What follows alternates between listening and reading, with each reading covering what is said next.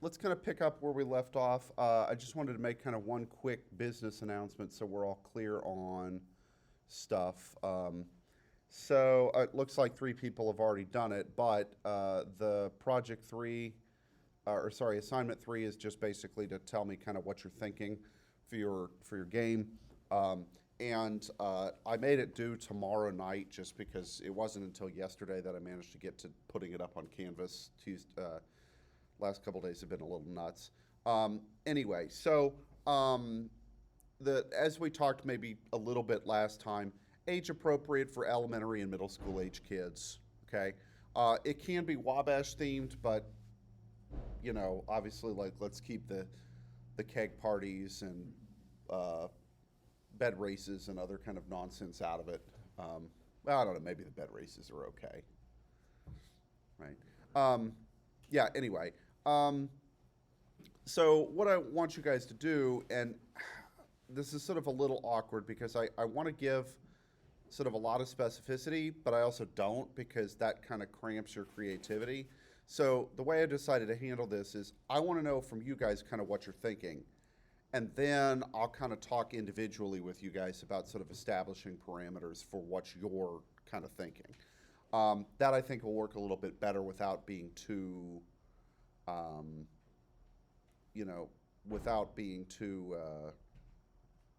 nitpicky, right? I'm not really trying to do that here.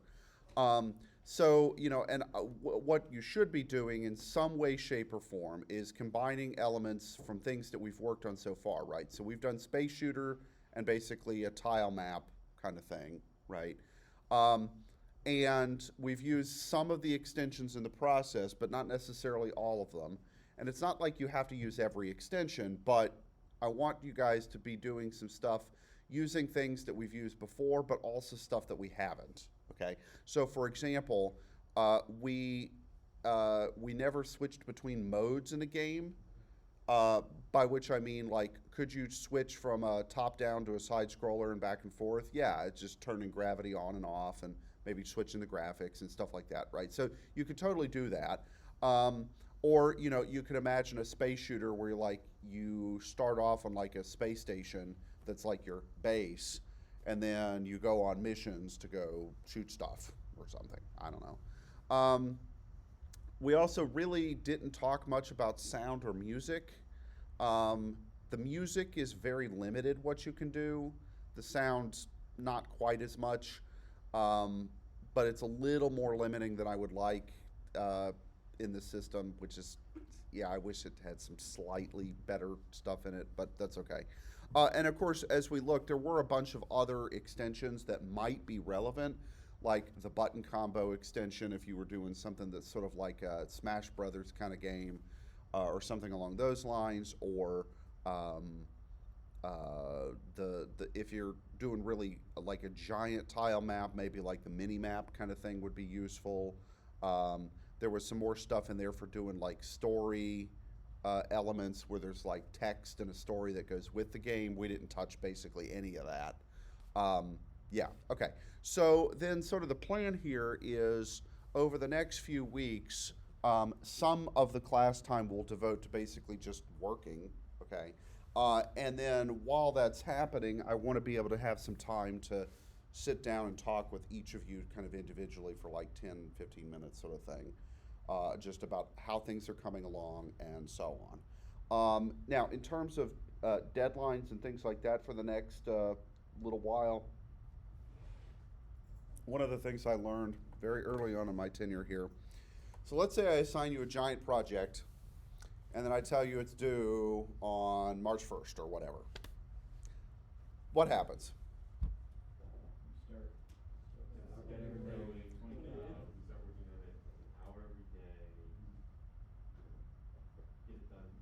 Really? Wow, that's news to me, Gerard. My understanding is that you waited until, like, depending on the size of the project, you waited either until the day before, the night before, or 2 days before, right? Huh? Y'all would never do that, right? Yeah. So, yeah. Well, if you're turning in a 3-page paper, that's one thing, right? So, okay. Anyway, So what I'm going to have you guys do is kind of periodically turn in a link to what you're working on as sort of like a checkpoint. Okay, think of those as drafts, right? Um, yeah. Anyway, so there's that. So we'll kind of work on that, and then kind of in the last week or two, roughly, of the semester, we'll kind of just kind of see how the timing works out. What I want to do is start maybe kind of giving you guys a little of a bit of a bridge to, okay, MakeCode's great and all, but these graphical languages are useful for beginning. They're not necessarily what you would use long term. Okay. In the case of MakeCode, right, we do have the option to program it also in JavaScript or in Python. Okay. And so we'll look a little bit. I'm going to concentrate on the Python side for a couple reasons. One, Python's a little easier to kind of get your hands on in terms of text-based coding. The other is that, and I think, at least most of you guys are kind of in upperclassmen, but is anybody thinking of taking CS111, for example, next in the future, right? Okay, so CS111, intro programming, is in Python, right? And so this will serve as a nice bridge to connect what you're doing here with what you'll eventually learn in that class. Yeah. I'm obviously assuming, but what's the difference between 101 and 111? Good question. Okay. So 101 would not be the course that you guys would want to take next, right? 101, like this class, is meant to be introduction to computer science for, with the assumption of basically no prior knowledge, okay? 101 is designed to be an introduction to the field of computer science, broadly speaking. So programming is certainly a major element of that. So we do, talk about some programming, but it's not the only thing. So we also talk about like data encoding, how computers are built, starting from transistors up. So a little bit of the hardware side. Algorithms on a computer. So like, for example, let's say that we, in MakeCode, we could demonstrate this. Let me just open up our project so I've got some stuff to point to. Let's say that, for example, under variables, right, you can create a variable of text objects. So like, let's say, for example, you've got an array, which is a group of things, that had a bunch of names in it, right? Well, maybe you want to order those names, like alphabetize them. How would you do that? How would you sort them? You have to make like it's how to sort them. So if it's alphabetical, you want it to sort alphabetically. Well, yeah, but how you do that sorting, actually, there's a lot of different algorithms for it, right? So what sorted means, if we say alphabetical, say, right, there's particular rules about how you alphabetize stuff. But then there are lots of different ways of sorting lists of numbers, for example, or in this case, sort of text objects, some of which are faster than others, some of which are easier to program than others, but run slower, right? And now, if I give you a list of like 30 names, for the computer to do it, are you really going to notice that it takes any time? Probably not. It's going to be almost instantaneous, okay? But if I give you 30,000 names, then if you've programmed it in an inefficient manner, you're going to start to notice that, right? So we talk about, okay, how could we measure, in a sense, how long something takes to execute? Time would certainly be one of them, but that's not necessarily the best measure because it might be different on one computer than the other, even though it's the exact same algorithm. So that's not the best measurement to use. Whereas, say, comparing the number of steps would be, right? Because they both have to do them. So it's a bit more of a broad overview of the discipline, right? This class, we're focusing a bit more on the programming side of things. We also only have 7 weeks, right? So of course we can't do everything. So what the downside of the approach of this class is that you guys don't necessarily get some of the things about like data encoding and whatnot. Okay, but you are still ready for 111 after this class or after 101, right? Basically, I created CS106 because I was tired of teaching CS101 every semester in a row for like 5, 6 years, and I wanted to do something different for just a change, right? Maybe next spring I'll do 101 again. I don't know, right? But yeah, so if you're planning on taking something in the fall, CS111 is the appropriate thing, okay? Yeah, okay, good question. Any other kind of businessy or whatever questions? Yeah. Okay, so let's get back to where we were, which is our card flipping game. And one of the things I was mildly worried about was the fact that how many, if I've got this name, this function here, and I could clean this up, and there's a couple different ways I could do it, but how many card ones do I end up having? In some sense, 3, right? Because those guys are going to be the first column worth of cards. And so what I'm mildly worried about here, okay, is that these the 3 card ones seem to have the same name, okay? But, and now one of the ways I can test whether or not I'm justified in being worried is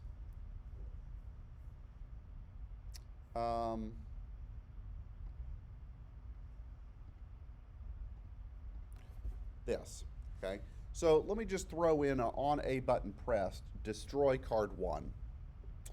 What do we think might happen here? All 3 of them could get destroyed. Let's find out.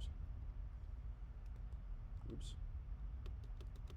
Ah, that's interesting. Only the last one got destroyed. Okay. But if I keep mashing this, none of the other ones are going to get destroyed. All right, so that's both, I guess, a good and a bad thing, right? So what I probably want to do here is refactor this thing, which is to say rewrite it, okay, in a way that's less stupid, okay? And the way that I think I'm going to make this less stupid is I'm going to change the function, okay, make row. I'm going to make this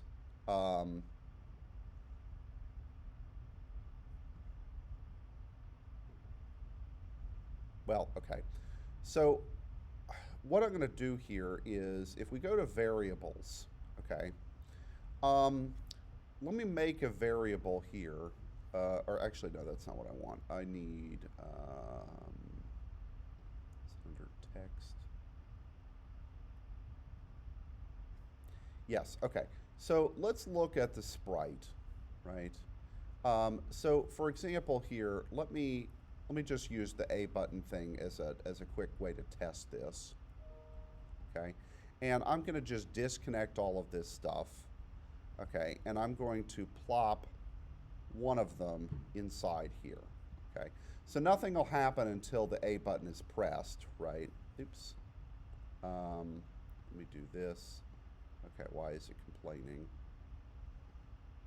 Oops. Oh, because it doesn't know the Y coordinate. Okay, so let me just do that real quick. Why is it still complaining? No, it's not. Okay, so if I hit A, there we go. Okay, then it puts it in, right? All right, but under card 1 here, you see how the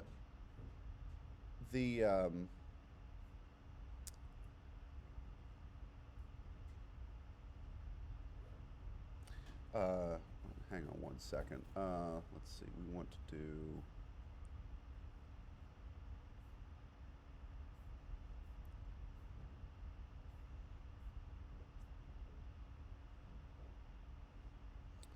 okay, so this drop down thing, right, where we've put card 1 is we had to like type card 1 and then plop it in, okay? But let's go over here to the text things, because what we could do is we could say, or let me actually do, let me just make a variable for now. Oops.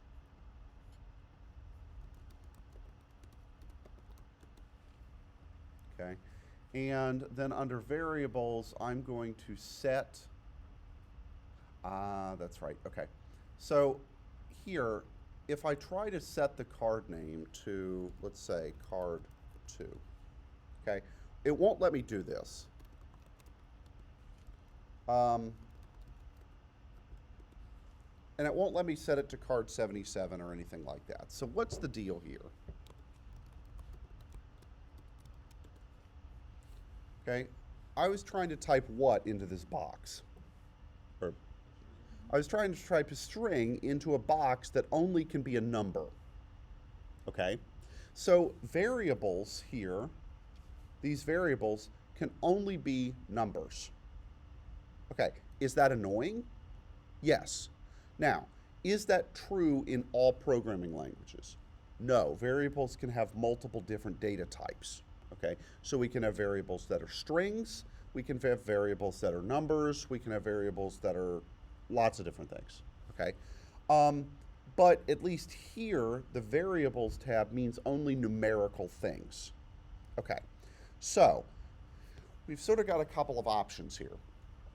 I need to give the card a name, okay, a text thing, but I can't make a variable have that name, okay?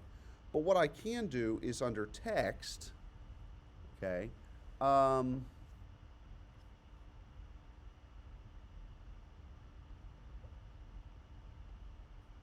oops, let's see, under text, we can convert things from text to strings, okay. We can also do some string processing, and actually, let's look in, because there's some text in other places too. So we've got some text that relates to the game, okay, which would be like displaying things, asking for strings or numbers, which is user input. Okay, music obviously we don't need. Scene is going to be where a lot of the sort of tile mappy type stuff is, okay. And then let's see, we want info. Okay, info has some of the gameplay variables in it. What I was looking for was okay,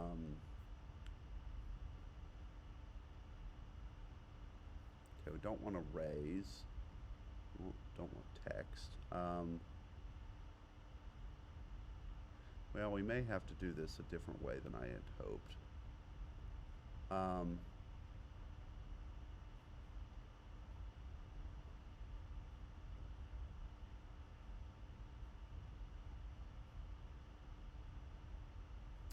Yeah, okay, we're going to have to do this slightly different than what I had intended. Because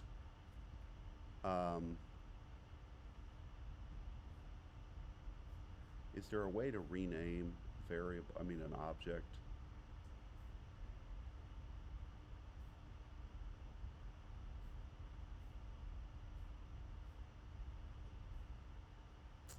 No, there isn't. Okay, so this is a little annoying.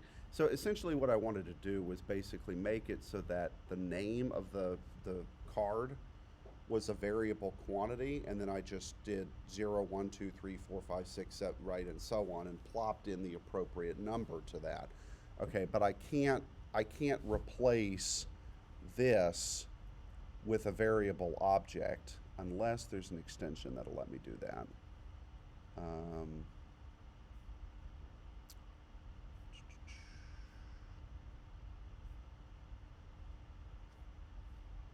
Nope, doesn't look like it. Okay. All right, that's okay. We'll just have to do this a different way, which is to say, what can I do then if, so let me plop this back here, okay, put that back there, and leave everything the way we had it. Okay. So in this case then, if I rerun it, okay, what did I screw up here? Oh, I forgot to put the y coordinate there. Okay, so now it should be okay. Okay, so now we're back to where we were.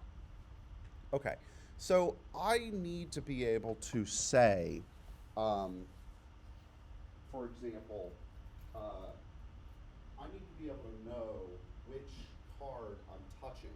Okay, now to some extent I can do that with the on overlap thing. Okay, but what was sort of the problem that it's almost as if these two cards became like orphan objects, right? I tried to delete them, I couldn't. Okay. Now, one thing we could try to maybe elucidate what's going on is let's actually look at this in Python and see what's happening. Okay. So, global card 1, card 2, card 3, card 4 sprite equals none, generate, okay, that all makes sense, right? So, it's essentially overwritten what card 1 is, but then that sprite is still in the game. Okay, so I think as lame as this is going to be, what should we probably do here? Let's go ahead and duplicate this block 2 more times so we have cards 1 through 12.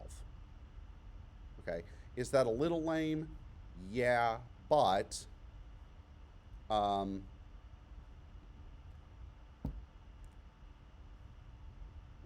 okay, so then I guess we can remove this. What were our y coordinates? Yeah, 20, 60, and 100, right? Okay, so I'm going to put this in here. I'm going to have to remove the y coordinates.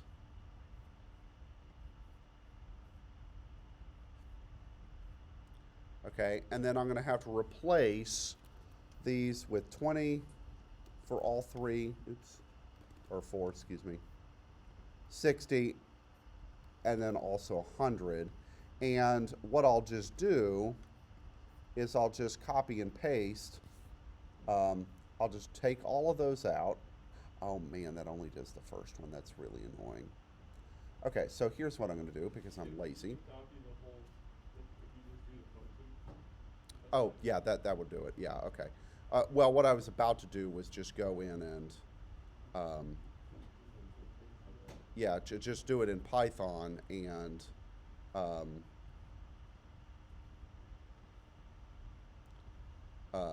just copy and paste the text and then change everything. Okay, so what do I need to do here? I need to put this here, but then this needs to be card 5, right? And so I just got to go through and redo all of this for card 5, card 6, and there's got to be a better way to do this, but that's okay. This will work. I mean, this would be a pain in the butt, of course, if we didn't have copy and paste features. Okay, and then what do I need to do for these other 4? It's not 20, but rather 60 for those.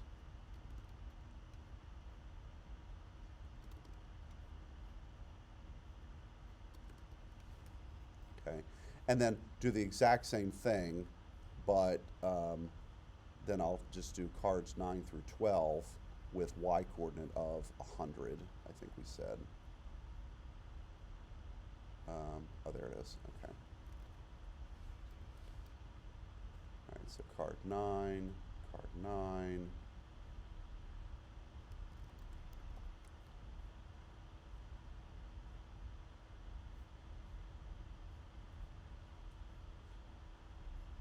Oops.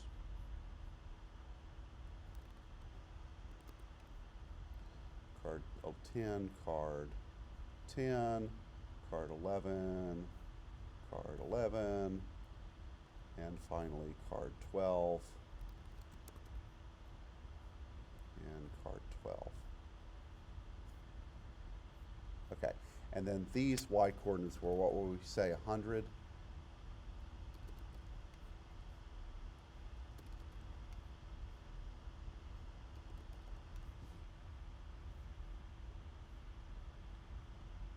Okay, good. So as gigantic and horrible and ugly as that is, let me just kind of move him over here out of the way and then let's continue. Okay. Okay, so we've got all the cards made, and they all have individual names, which means, uh, we won't have any problems there. Okay, now we've still got a couple other things to do in terms of the gameplay, right? So we need to have basically a cursor object that will move between the move around, okay, allowing us to select if we get A or something, which card we want to flip, okay. We also need to assign each card to be of a particular type, okay.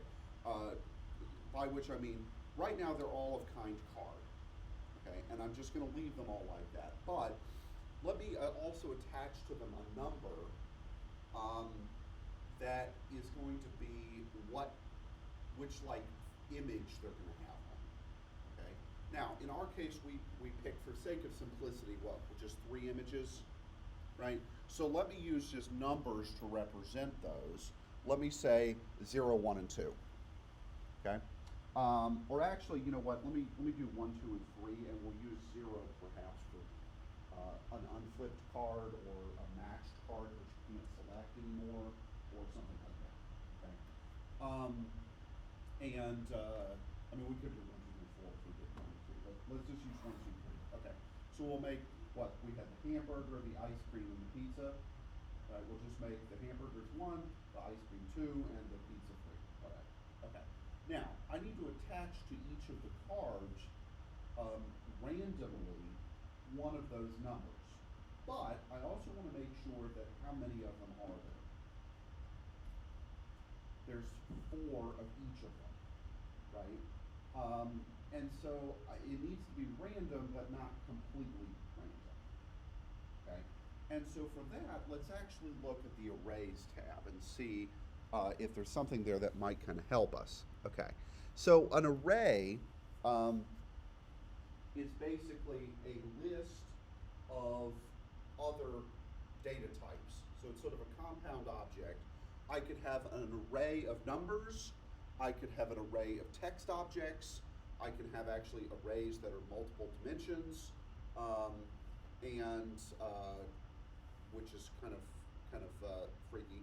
Okay, but in particular, what I can do is I can get and remove things from my list. Okay, so for example, let's say that I make a list that has the numbers 1, 2, and 3 in it, and it has 4 copies of each of them.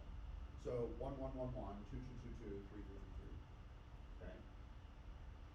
Then for each block, what do I want to do? I want to randomly grab one of those dudes out and assign it to be its number.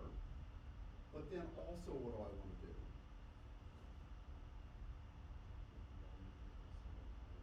Yeah, exactly. Remove the thing that I just used out of the list, so when the next card randomly selects, I don't end up with a situation where where I've got like 12 instances of card number 1, right? I want precisely 4 of them. Okay, so does that make sense? Okay, so let's do, and then we can get and remove things with, so for example, I could get and remove first value from list, get and remove last value from list. Now I don't want to do those, right? But what I could do is list, get, and remove at, like, say, a random thing. Okay. The other thing I could do is, so this may be a way of thinking, a different way of thinking about it.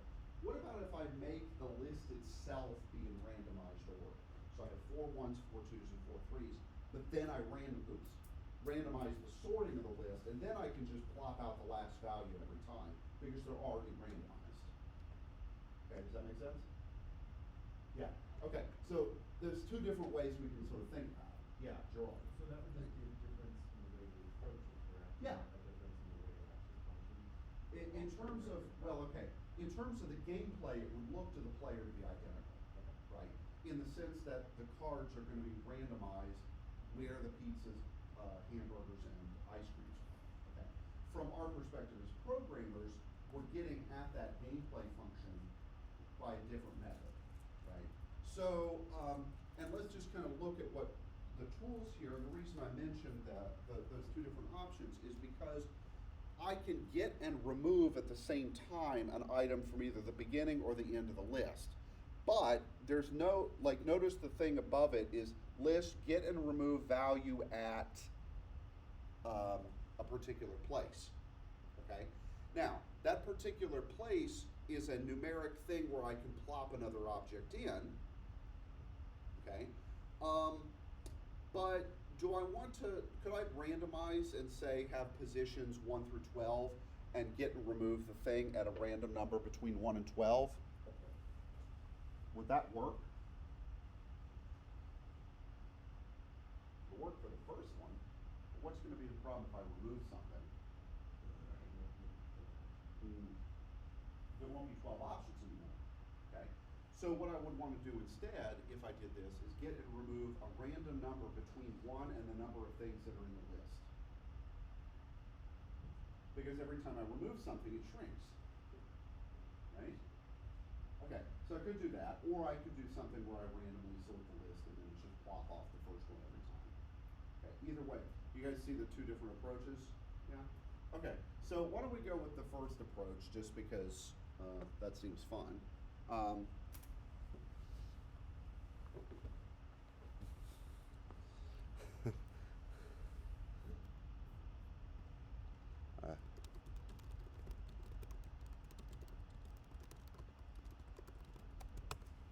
I've got a new follower on Twitch.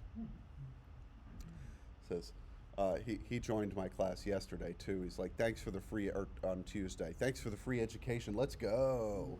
Right. So, yeah. Okay. Anyway, so let's do the and the reason I mentioned the length is because look what I've got right there is a thing that can be the length of that list. Okay. So let's make a list of at the very beginning here, okay, and let's we've also got insertion and removal and a way to access this thing. We can also change what the list is. There's also a reversed. You can even say, okay, search the list and tell me where a given thing appears, and it'll give you the first instance of it, right? So we've got a lot of different things that we can use here. But the first thing we have to do, of course, is we need to create this thing, okay? And so the way this works, right, is we need to set the list, okay? And let me actually make this thing instead of well, we'll just use list. I guess that's fine. And we'll put this in, we'll make a new function, and our new function will be make cards. And so let's see, assign cards. Okay. And then the first thing I need to do, obviously, is create a list. Okay, now you see this plus minus business here? Right? This allows me to make an array of numbers. Okay? And so let me create the array. Now, could I just type 1111, 2222, 3333 in there and call it good? Yeah, I could. Is that maybe the best way to do this? Probably not. Okay, so let's see what else we have in the array functions, okay? Because what I can do is I can also insert a number at the beginning, okay? Or the end for that matter. And so let me actually just start with an empty array. Okay, so let me, oops, that's not what I wanted to do. Let me just start by making the list have nothing in it.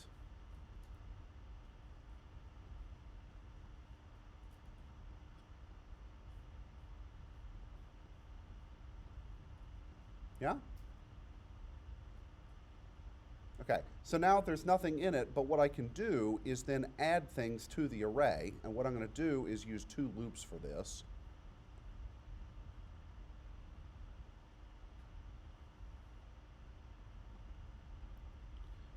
actually, hang on one second. I want to do,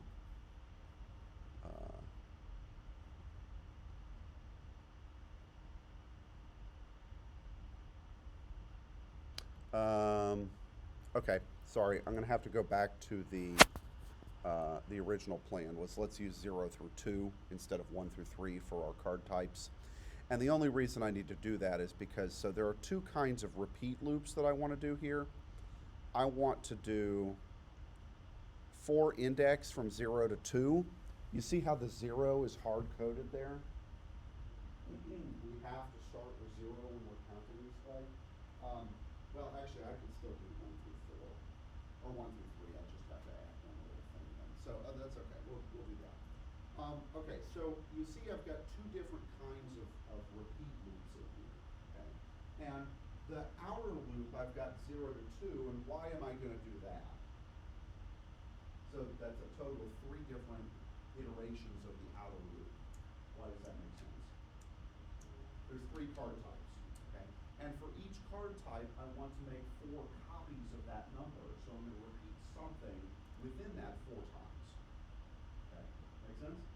Okay, now, the index here is the index, so 0, 1, or 2, right? Where am I in that outer loop? And what I want to do, I want to add a number to my array, okay, which was called list for right now. Okay, so let's go to the array tab, right? And I need to, let's see, modify, I need to insert a number at a given position. I'll put it at the beginning. Okay, now what am I going to insert here? A number needs to go in that little socket. Okay, what number? Well, I could do index, right? If I do that, what am I going to do or get? I'll get 4 zeros, 4 ones, and 4 twos. What did we decide we were going to make our cards numbered? 1, 2, and 3? So what do I need to do to the index before I plop it into that socket? Just add 1, right? So if the index is 0, 1, and 2, and I want 1, 2, and 3, then I'll just do index plus 1, okay? That's just a little mental gymnastics, but that's okay. All right, so to do that, obviously, I need a math piece, okay? And I'll do a plus operator here, and I'll do plus 1, okay? And then the index, I'm going to take from that little thing and plop into, oops, well, we'll just do 1 plus index, same thing, right? At the beginning, okay? All right, does that make sense? All right, now I need to call this function, okay, from the main game, okay? And so I'll do call assign cards. Okay. Now, is that it? That just made our list. What else do we have to do?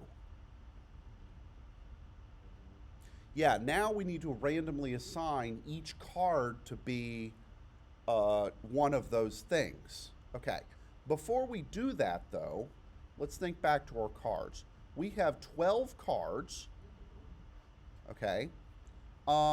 We need to loop through all of them. Okay, and under sprites, we can actually have the game create an array of all sprites of kind whatever. Okay, this is why it was a good thing, I think, that we made the card all be of type card, and that's it. And we're going to use the number to specify like what their subtype is. Okay, because it means, do I have to copy and paste 12 things in here now? No, I can make an array of all of them and operate on that array. Okay, that's really handy. Okay, so I need to do that. Okay, and then I also need to, but our cards, right now, where are we going to put this subdata into them? Right? What, have we created a variable that's sort of attached to each card? We've got their positions, but what other things could we do? So let's think a minute. Let's go back to the space shooter. What was one of the modifications that we played with doing? Where we added life to the enemies, okay? And where one enemy could, like let's say they each had 5 life points, and I shoot enemy number 1. What happens to enemy number 2? They don't lose life, right? It's the life is sort of assigned specifically to that particular object. Okay? But how did we implement that? Well, the overlap is when it happened, okay? But like, how did we know what the life was for a particular enemy? How did we handle that part? I can't hear you. sorry. Yeah, but we had to use one of the extensions to do this, the or the game data extension, okay? Because the variables that are built in to be tied to specific objects were things like their position, their velocity, their acceleration, and so on. But their life was not one of them, right? And so we had to use the extension in order to be able to attach a variable to a specific sprite. Does that make sense? Yeah, okay. So we need to use the sprite data thing in order to implement this. Okay, so let's go to our extensions, right? And we needed, where is it? Arcade sprite data, this one. Okay. Okay, which under sprites, it doesn't create a new category, but under sprites down here at the bottom, we now have data, right? So we can say, we can create data and set the numbers or strings or change or whatever, okay? Now, in this case, probably what do we want to do?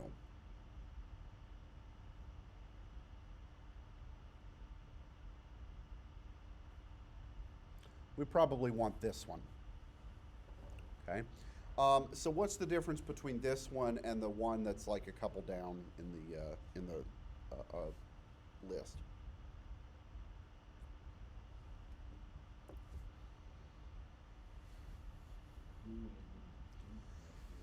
Yeah, Boolean is a thing that's only true or false. Okay, that's not appropriate here. We want to attach a number to this, right? Okay, so I want to set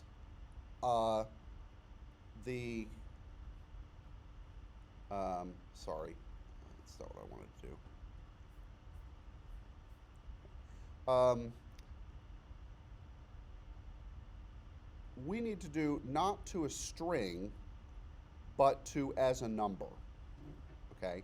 And we've got string, we've got Boolean, and then we've got this one up here that's unlabeled. Okay, so which one, what does this mean the unlabeled quantity kind is? What's gonna go in that little socket? A number, okay, of some sort, okay? All right, so what I need to do is I need to set, oh, this is gonna be annoying, right? What is the data name that I want to give to this? Okay, so each card is going to have a number 1, 2, or 3. I need to give the number that's attached to this a name of some sort. What would be a logical name? How about card type? Make sense? Okay, so card type is going to be the thing, okay, and the then here in the this box is going to be where the name of the sprite I'm attaching is going to go. Okay, this is why this loop of 4-element value of list is going to be really handy. Okay, because what it's going to allow me to do is if I go back under sprites, I want to create an array of all sprites of kind card. Okay, so I'm going to put this in here.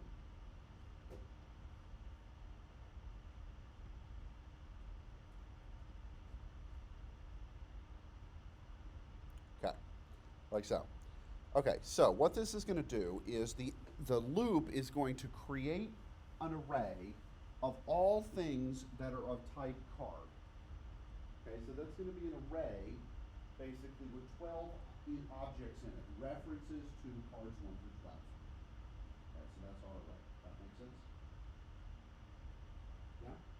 Okay. Now that I have that, then what? Well, I need to go through each one of those objects and do something. Yeah? Okay. So where it says value, that little red thing to the left of my mouse cursor, you see how it's in the slightly darker red color than the variable type? Okay. So what that means is that's a placeholder. The same way that we had the placeholders on sprite 1 or on sprite of type kind blah intersect other sprite of kind blah, and we were able to use that as kind of a placeholder object. This value is going to be a placeholder that's going to represent which of the 12 cards we're currently dealing with. Okay? Okay, so I need to set the value, which would be which sprite I'm working with, his card type number to something. Okay? And the, okay, so if I hover over this thing, right, what is this blue object going to do? I'm going to say set the value, the sprite's data of that has the name card type to whatever number I want. Okay, so isn't this the same way that we did the life when we added that into our space shooter? Yeah, I think so. Okay, let's actually just, I mean, this is already saved, but let's go back to MakeCode and look at our space shooter. Okay, I think it was this one.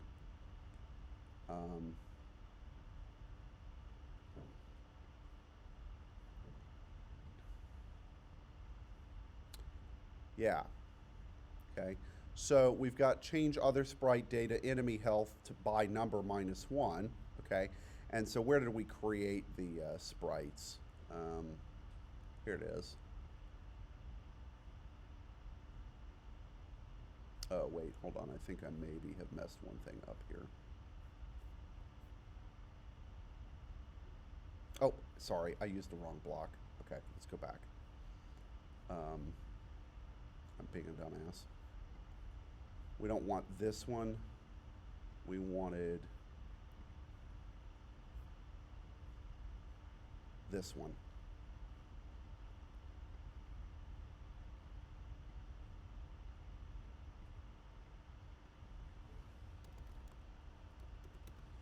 Okay, because we want to set it to a number, right? Okay, so, good so far? Okay, so now what am I going to plop into the, that space? Well, we need to do something that's going to operate on our array. So let's go back to the arrays, and we see we've got get, and we've also got, what can we do? We can get and remove a value at a particular position, okay? Now, if I always get and remove the thing at position 0, what is position 0 in an array? What do you guys think?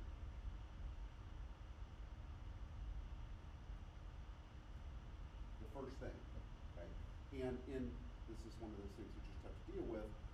In most computing, we start counting at 0 rather than at 1. Got it?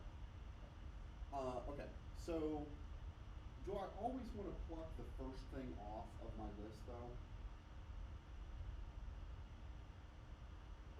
No. Okay?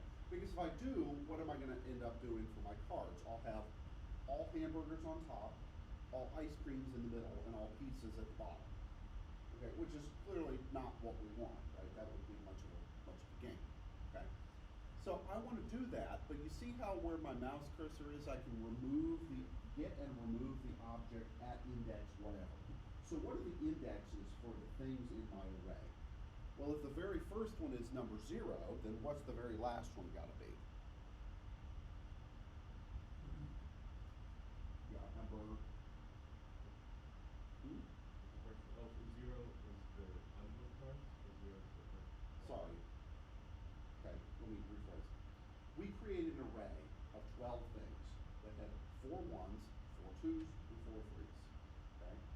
if the first element in that list, whatever its value, is at position 0, then what's the very last dude's position?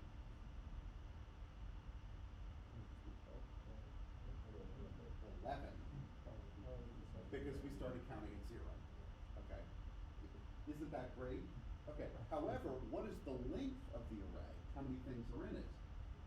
Oh, isn't that lovely? Okay. So this is one of these things about programming that's going to drive you crazy forever, is this sort of counting problem. And if there's one thing, I've learned many things as a mathematician, you know what's hard? Counting. Counting is hard. Okay, so I want to get, okay, oh, sorry, that was not the one I wanted. I wanted, sorry. Oh, no, that was that, yeah. I want to plop this dude, or not the last one, sorry. I wanted to do get and remove this, okay? I want to get and remove the value at index something, okay? So right now, as it stands, I would have 1, 1, 1, 1, 2, 2, 2, 2, 3, 3, 3, 3, because I haven't done any randomization yet. Okay? Okay, now, so I don't want to get the thing at the beginning of the list every time, because otherwise that'll put them in order. Okay, but what I can do is I can do a random number, okay, because I have here pick random from 0 to something. Okay, now if I do this, what's going to be the problem that I run into when I try to execute this? Will it work for the very first card? Yes. Okay, why will it work for the very first card? How many things are in the list?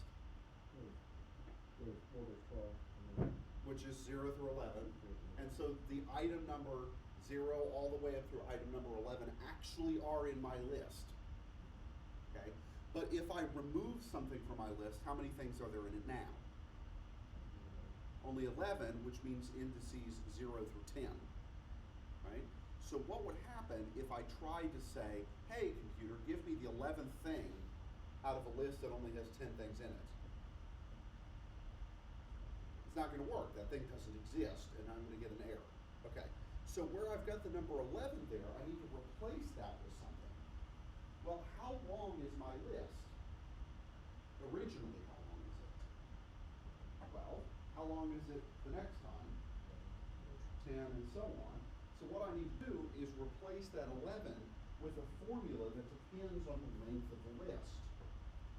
And so I'll say, all right, what's the length of the list? Subtract 1 from it, because if I ask, hey, what's the length of this list, and it's got numbers, indices 0 through 11, what's the length of it? 12. Because there are 12 things in it. Yes, I know, right? Isn't this frustrating? Mildly? Get over it. Okay. No, I mean, it's just give us a break, right? Okay, so we need to replace this with the length of the list minus 1. Okay, so in order to do the minus 1 part, I need a subtraction bit. Okay, and then in order to get the length, I need to go back under the array, and I've got the length of array list. So I can do length of array list minus 1, and I can plop this whole contraption right there. Okay, now are you guys starting to see why block-based code can maybe be a little limiting? Yeah, right? But that's not that horrible, is it?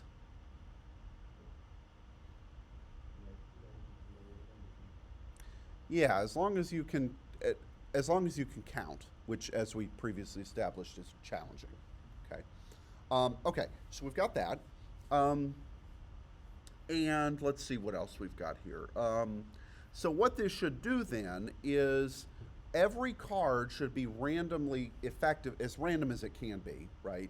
Assigned the numbers 4 of them should have number 1 attached to them, 4 of them should have number 2, and 4 of them should have number 3. Okay? Okay, now, how could we test to see if we actually do have somewhat of a randomization here? Okay? Well, the sprites, so this is something we could do. We could have them say,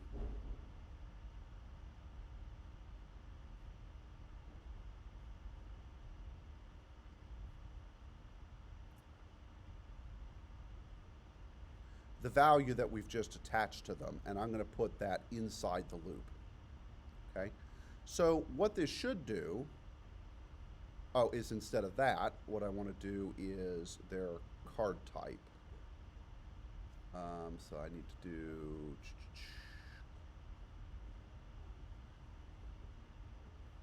I could get the length of the array list -1 here. let me come over and look at it in just a second.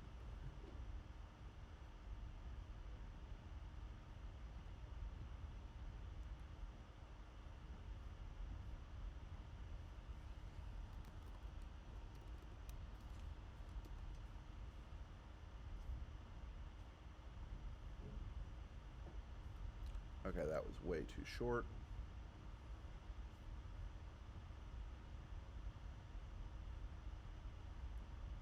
Okay. Yeah, sometimes you have to be a little careful with the mouse. Okay, so this needs to go.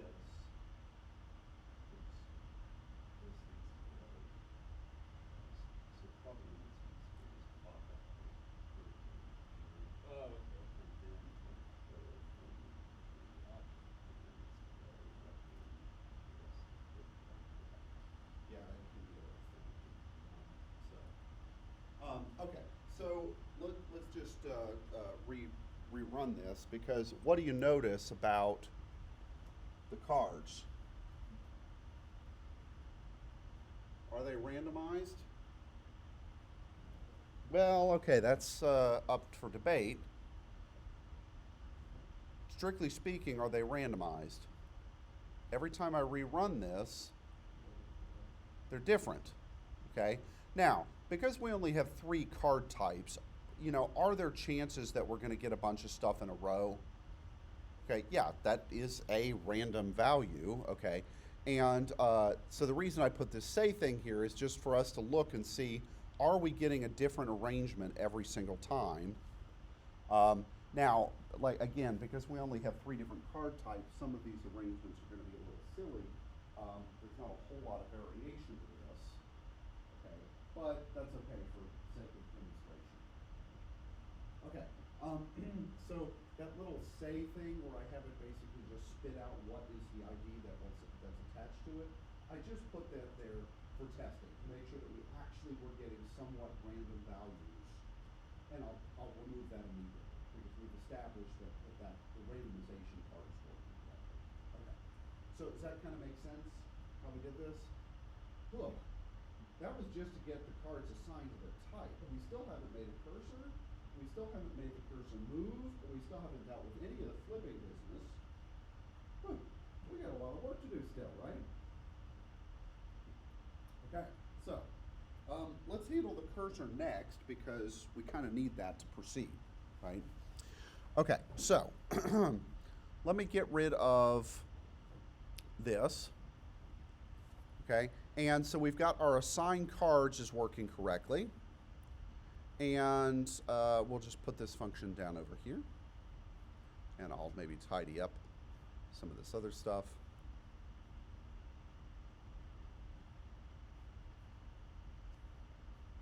Oops, where did my other one go? Oh, there it is. Yeah, okay. So if you right click and you hit format code, it will try and kind of auto clean up and align everything and make it readable and stuff. That's kind of handy, okay? You can also, if you collapse blocks, what it'll do is collapse everything, and so you can kind of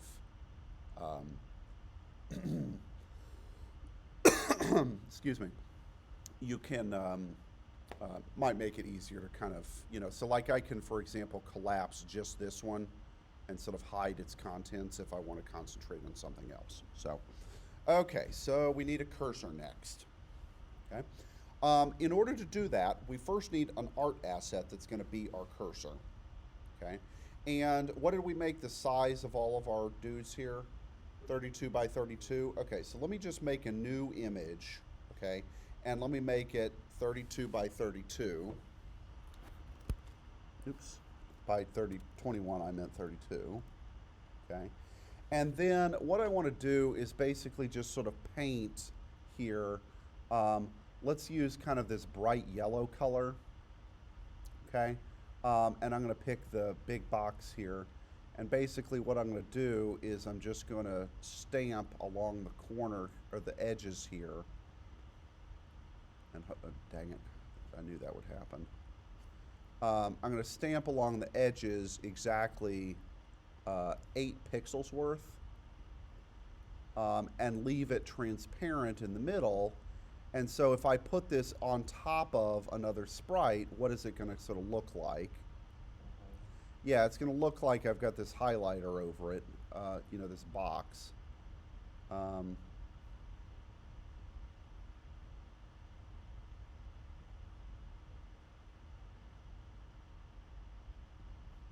Okay, so that's good. Okay, sound good? All right, so now that I've got the art asset for it, on the start here, after I assign all and create all the cards, we need to create our cursor, right? And so let me set my sprite, we'll call this new variable, we'll call it cursor, okay, of sprite, my assets. We want this guy, okay, and let's make it of kind. Let's just leave it as player. That's fine, right? It doesn't really matter here. With okay, maybe one exception, which is to say, like let's think about what was the inspiration for making this particular game in the first place? Like, why did we pick the matching game? Yeah. Yeah, exactly. It was in Mario 3 as one of the mini games. Okay. So if we were doing this in a mini game in Mario, we probably would have already used kind player for something else. Okay. In which case, we should probably not use that. Now, if we're just doing this as a self-contained thing, it doesn't really matter. We'll just use play. Okay. Good. Okay, so that created the sprite, and by default it's going to be here, what, in the middle of the screen. So where do I want to put it at the beginning? Yeah, top left makes sense, right? Which is what, coordinates, I think, 2020?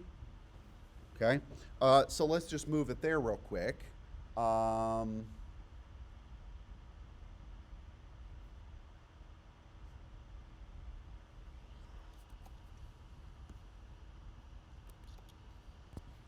Okay, like so. And, okay, looks good. All right, so now the thing is initially placed in the top left corner. I mean, any other spot would have been just fine, but this is certainly fine. Okay, now we also need to handle the movement, okay, which is going to be stuff related to the controller because we have 2 options here. We can move my sprite with buttons, okay, but if I use this, what's going to happen, or not my sprite, obviously it'd be cursor. Oop, not index, sorry. This one.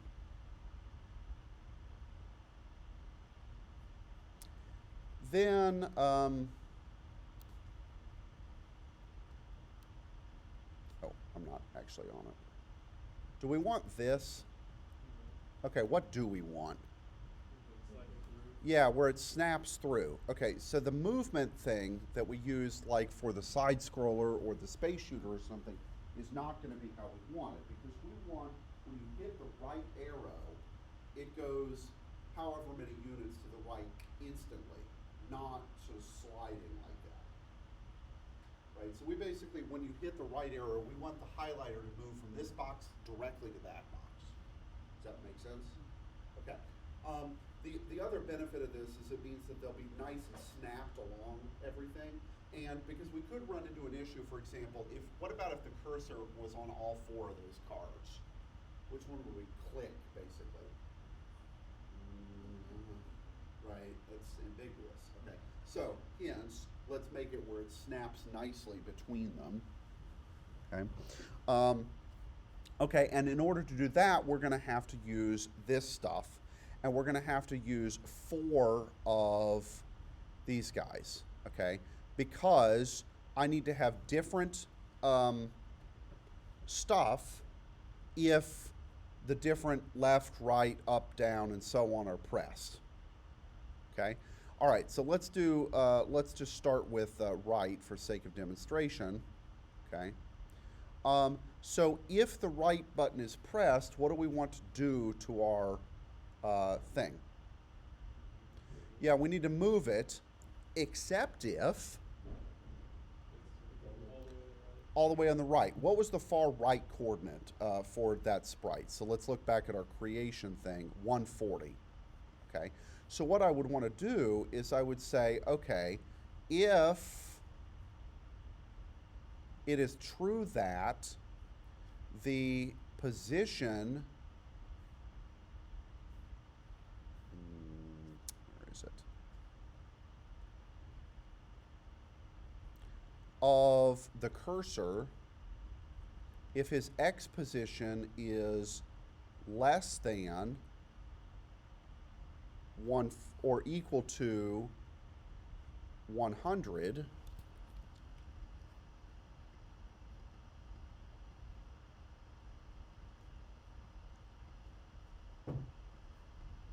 okay, then what do we want to do?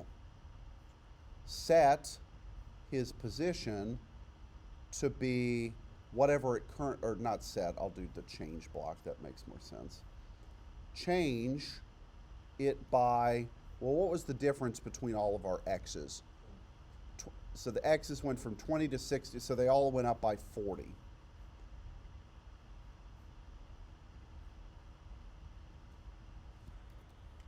We'll change it by 40. Okay? Does that make sense? Okay, so what should happen now? If I hit the right arrow, okay, but if I hit the right arrow again, the if condition is not satisfied, and so what happens to my cursor? It doesn't move to the right, so nothing is actually happening to it. Okay, now in terms of our game, what's the problem here? We don't have the other buttons, so right now I'm stuck. Okay, so what do we need to do for the other buttons? Basically the exact same thing, so I can't actually just duplicate this 4 times or 3 times.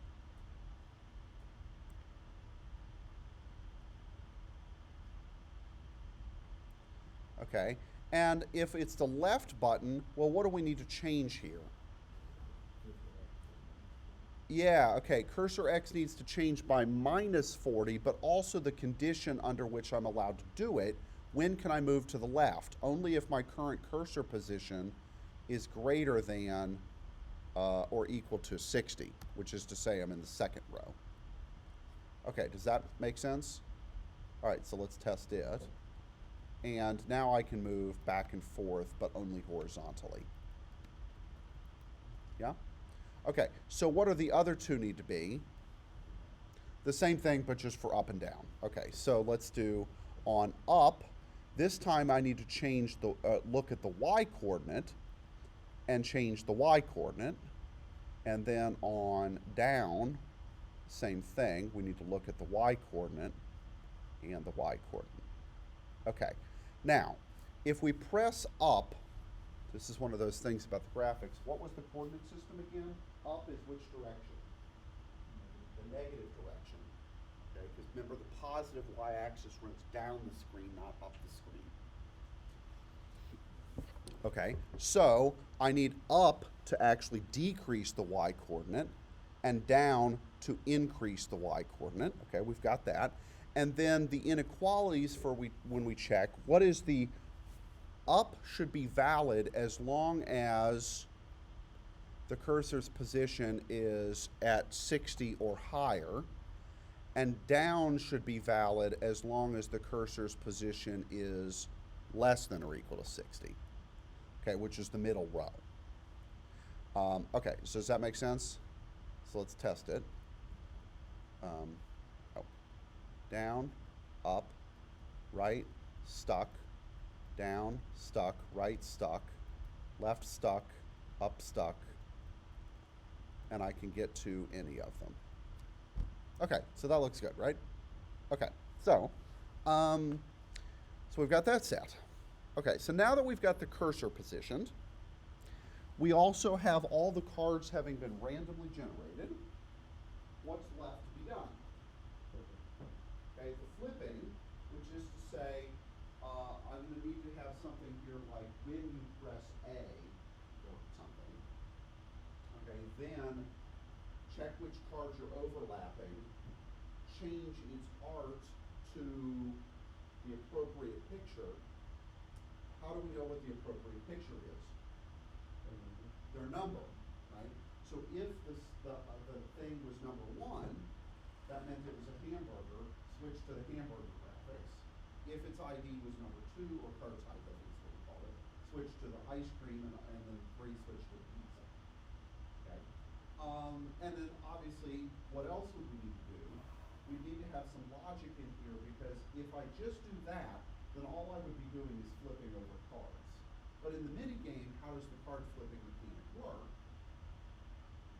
It's 2 at a time, right? See, I get to flip one, okay? Then I get to flip another. And at that point I see, do they match or not? Okay? So we'll have to add in more mechanics to handle the do they match or not business. Okay? But this is a pretty simple game. You see how complex it's already gotten? Yeah, okay, so what this means, a couple of things, is as you guys are starting to think about your bigger project, think about the development cycle, okay? And in particular, did we go into this and try and do everything at once? No, Lord no. If you do that, you will fail, right? Like, you just, it doesn't work that way. So what did we do? We said, okay, well, what pieces do we need to make this work? We need cards. We need them to be arranged on the screen logically. We need art for them. We need to worry about a cursor. We need to worry about randomizing them, right? And we just sort of went through one at a time, getting each little piece working on its own, and then we're kind of getting to the point where we're about to start combining them together. Okay, but we still obviously have a lot of work to do. Okay, so when you're doing your stuff and thinking about what you want to do, break it down into, okay, and in fact maybe for the thing you put on canvas, try and break it down into what are kind of the pieces that you need to work on in order to bring the whole thing together. Okay, and then you work on the pieces and then start to assemble. Okay, now the other way that development goes, or an additional way that development goes. Okay, so Gerard mentioned, how do you write? Let's say you've got a 12-page paper due right before spring break. Okay, how do you write that big 12-page evil paper? What should you be doing today? Annotated bibliography, outline, things of those sorts, right? Okay, so you got an outline. Well, now what? You start writing, okay? And then what? You've got a draft. It might be a really shitty draft, but that's okay. Then what? You revise it, you revise it, you revise it, okay? And when do you do the ultra nitpicky detail work, like punctuation and grammar and stuff? At the final draft stage. Okay, there's no point in being all nitpicky about all that stuff when the paragraphs might change completely anyway. Okay? Game design and development works exactly the same way. It's an iterative process. You get something, it's janky, it's buggy, it doesn't work perfectly, but it's a draft. And you revise, and you revise, and you revise. Okay? Now, this obviously doesn't work if you try and do it the night before, kind of thing. Right? Which, as you all know, hopefully none of you the hard way, from papers. Okay? But does the principle make sense? Iterative design is the bedrock of game development. Okay? And also, one last thing, which is rapid prototyping. You can have as many projects on here as you want. If you want to say, oh, I want to kind of see how the mini-map thing works, we'll make a new project that just has some blank tile map or something just to experiment with, fucks with it, until you kind of get a hang for how it works, and then worry about putting it into your actual project. Okay, so that rapid prototyping, where you just try some shit, see how it works, you try some other shit, see how it works, you continue that process, and then eventually you have a game. Hopefully it doesn't suck. Now, the one last thing, and this is one thing that we will do, next week, the week after, is have somebody other than you play your game, right? Because you know where everything is, you know how it's supposed to work, etc., right? You need somebody's eyes that aren't yours playing it to give you feedback like, does this suck? Or to discover bugs that you're not thinking about. Okay? All right. Seems good for today. Have a good rest of your Thursday.